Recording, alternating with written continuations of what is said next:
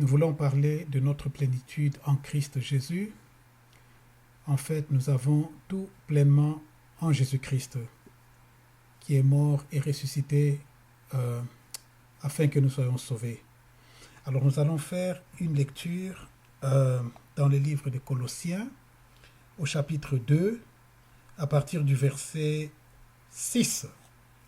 Alors c'est Colossiens chapitre 2, à partir du verset 6. Nous lisons. Ainsi donc, vous avez reçu le Seigneur Jésus-Christ, marchez en lui, étant enraciné et fondé en lui, et affermi par la foi, d'après les instructions qui vous ont été données, et abondé en actions de grâce. On ajoute à cela le verset 8, on peut même lire jusqu'au verset 10. Prenez garde que personne ne fasse de vous sa proie par la philosophie et par une vaine tromperie, en s'appuyant sur la tradition des hommes, sur les rudiments du monde et non sur Christ, car en lui habite corporellement toute la plénitude de la divinité. Vous avez tout pleinement en lui, qui est le chef. Voilà.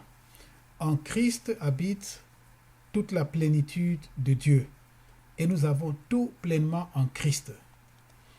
Très important de mettre cela comme fondement. Il nous est recommandé ici d'être enraciné, d'être fondé et d'être affermi par la foi en Jésus-Christ.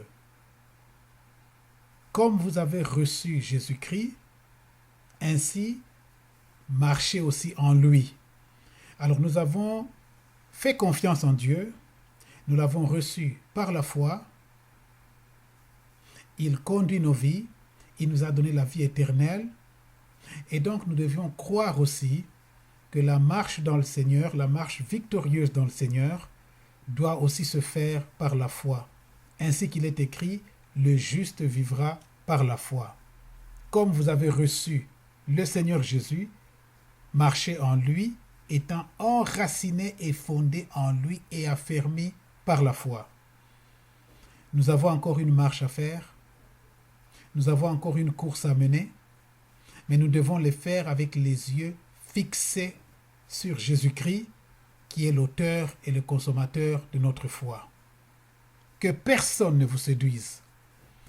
Le mot séduction signifie être attiré, être trompé par des procédés magiques, par de l'enchantement, être fasciné par des procédés magiques.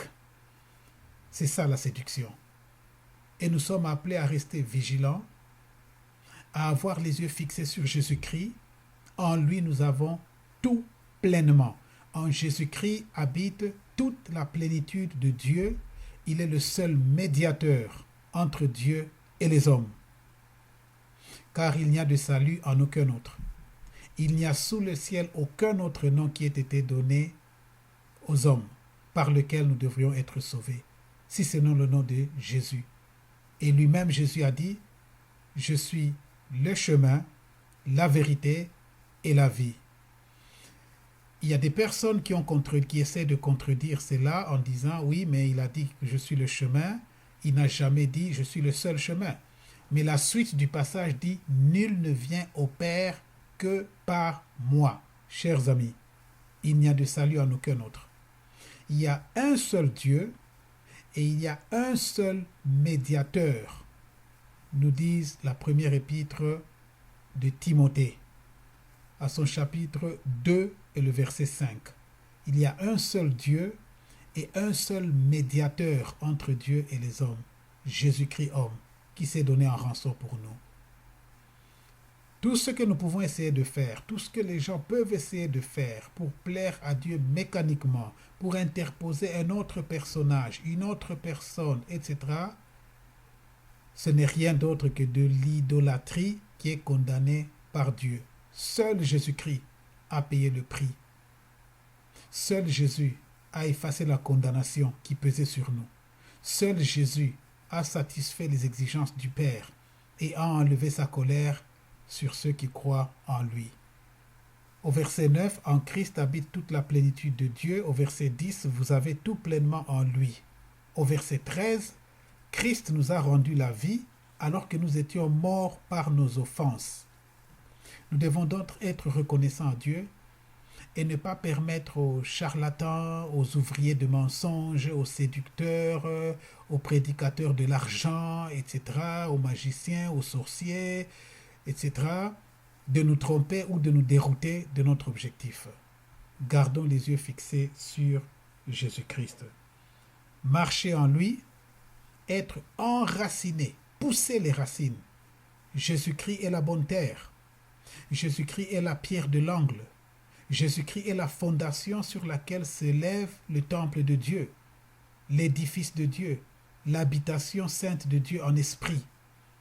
Et nous devons bâtir sur le roc, le rocher qui est Jésus-Christ, et ne pas nous laisser tromper par toutes sortes de philosophies, par toutes sortes de tromperies ou de traditions des hommes. Toute la plénitude de la divinité habite en Jésus-Christ. Et vous avez tout pleinement en Jésus-Christ. Il est important de ne pas se laisser tromper, de suivre le marchand d'illusions, les gens qui vendent les faux espoirs, qui vont nous donner la bénédiction, qui vont faire ceci ou cela. Nous avons tout pleinement en Jésus-Christ. Et en Hébreux chapitre 4, verset 16, je crois, il nous est demandé de nous approcher du trône de Dieu avec assurance en vue d'obtenir de l'aide et d'être secourus au moment opportun, c'est-à-dire au moment où nous avons besoin de cette aide-là.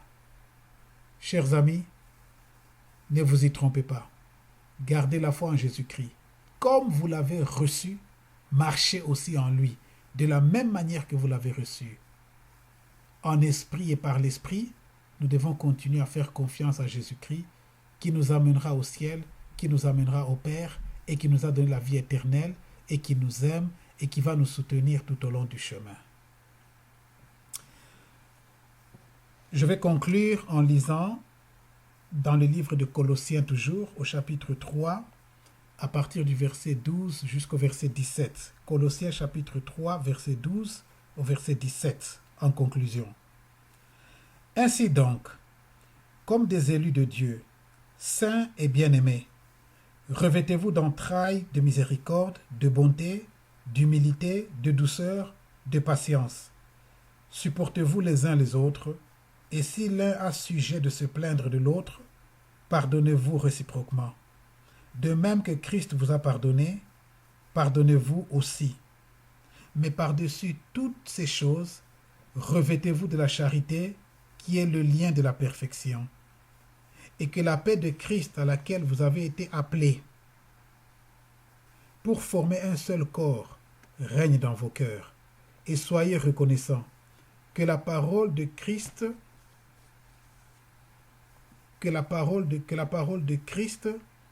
habite parmi vous abondamment.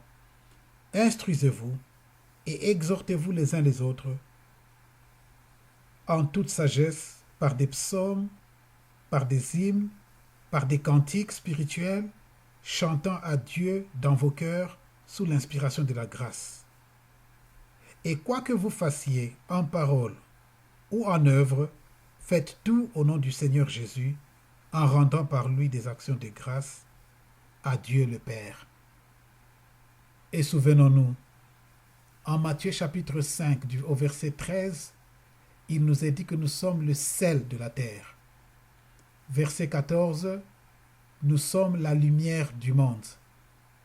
Verset 16, nous sommes une ville, une cité construite sur la montagne. Vivons donc pour honorer notre bienheureux, notre bien-aimé Seigneur.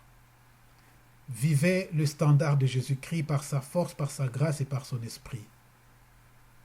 Bonne semaine à tous et que Dieu vous bénisse. Merci.